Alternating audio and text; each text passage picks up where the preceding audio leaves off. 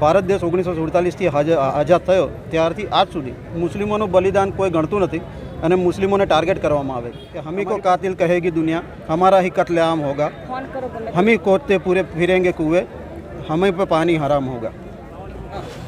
આજ રોજ છોટાઉદેપુર જિલ્લા બોડેલી મુસ્લિમ સમાજ તેમજ આગેવાન તેમજ આજુબાજુના તમામ ગામોના મુસ્લિમ સમાજે ભેગા થઈને આજે પ્રાંત ઓફિસમાં એક આવેદનપત્ર આપવામાં આવ્યું। આ આવેદનપત્ર વકફ બિલ જે પાસ થયું છે એના વિરોધમાં તેમજ યુસીસી બિલ આવનાર સમયમાં જે આવવાનું છે એના વિરોધમાં સખત રીતે બંનેનો વિરોધ કરીને આવેદનપત્ર આપવામાં આવ્યું છે કે જે આ વકફ બિલ પાસ થયું છે તેના ઉપર વિચાર કરવામાં આવે અને તેને રદ કરવામાં આવે અને યુસીસી આવનાર સમયમાં જે આવવાનો છે તેનાથી બી બહુ મોટા મુસ્લિમ સમાજને નુકસાનો છે કે દરેક સમાજનું હિત બંધારણે આપેલા છે।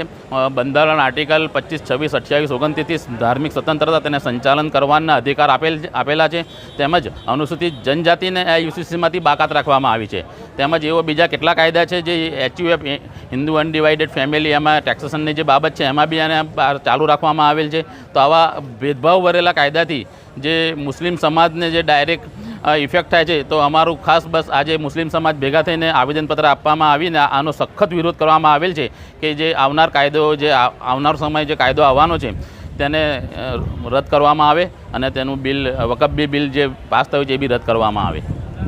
શું નામ?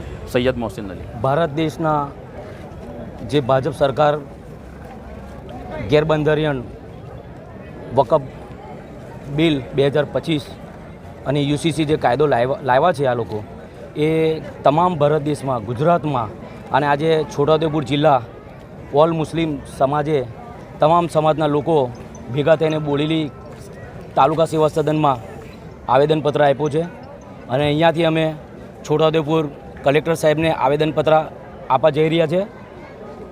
અમારે આ સરકારને એટલું કહેવાનું છે કે તમે નોકરી માટે, ધંધા રોજગાર માટે કોઈ બિલ લાવતા નથી, ઓનલી ફોર મુસ્લિમ સમાજ, માઇનોરિટી સમાજને તમે ટાર્ગેટ કરો છો। તો આ સરકાર શું કરવા માંગે છે? અને આના વિરુદ્ધની અંદર અમારા રાષ્ટ્રીય ચેરમેન ઇમરાન પ્રતાપ ગઢી એ બી સુપ્રીમ કોર્ટની અંદર PL દાખલ કરી છે અને બધી બહુ PL દાખલ કરી છે। આ લોકોએ ભાજપના તાનાશાહીમાં રાજ્યસભામાં અને લોકસભામાં આ લોકોએ બિલ પાસ કરી દીધું છે પણ અમારે માનનીય ઉચ્ચ ન્યાયાલય સુપ્રીમ કોર્ટને અમારું વકફનું જે બિલ પાસ થયું છે એ ત્યાંથી ખારિજ થાય અને એ ત્યાં સ્ટે આવી જાય એવી અમારે સુપ્રીમ કોર્ટ પર અમને આશા છે। એ જલ્દી જલ્દ સ્ટે આવી જાય એવી અમારી આશા છે। જય હિન્દ।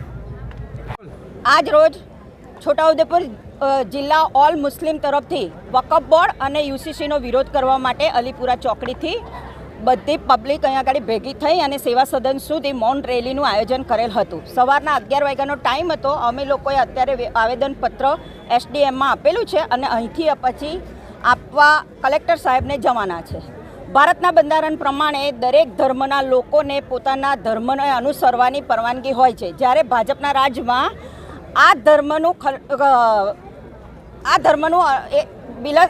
ઉલ્લંઘન થાય છે અને એના માટે આજે અમે લોકો બધા ઓલ છોટાઉદેપુર મુસ્લિમ રોડ પર આવી અને મૌન રેલી કરી છે, અમારો વિરોધ દર્શાવ્યો છે। કાળા કપડાં પહેરી લેડીઝોએ કાળા કપડાં પહેરી અને વિરોધ દર્શાવ્યો છે। યુસીસીના કાયદા પ્રમાણે લેડીઝને ઘણું બધું સહન કરવાનું છે અને એનો અમે સખ્ત વિરોધ કરીએ છીએ।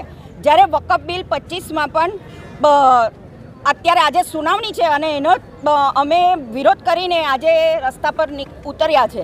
યુસીસીના કાયદા પ્રમાણે પિતરાઈ ભાઈઓ પર પણ આ કાયદો લાગે છે, દત્તક બાળકો પર પણ લાગે છે। જ્યારે ગુજરાતમાં યુસીસીનો કાયદો અમલમાં ના આવે એના માટે અમે બધા સાથે મળીને એક મંચ પર આવેદનપત્ર આપવા આવ્યા છે।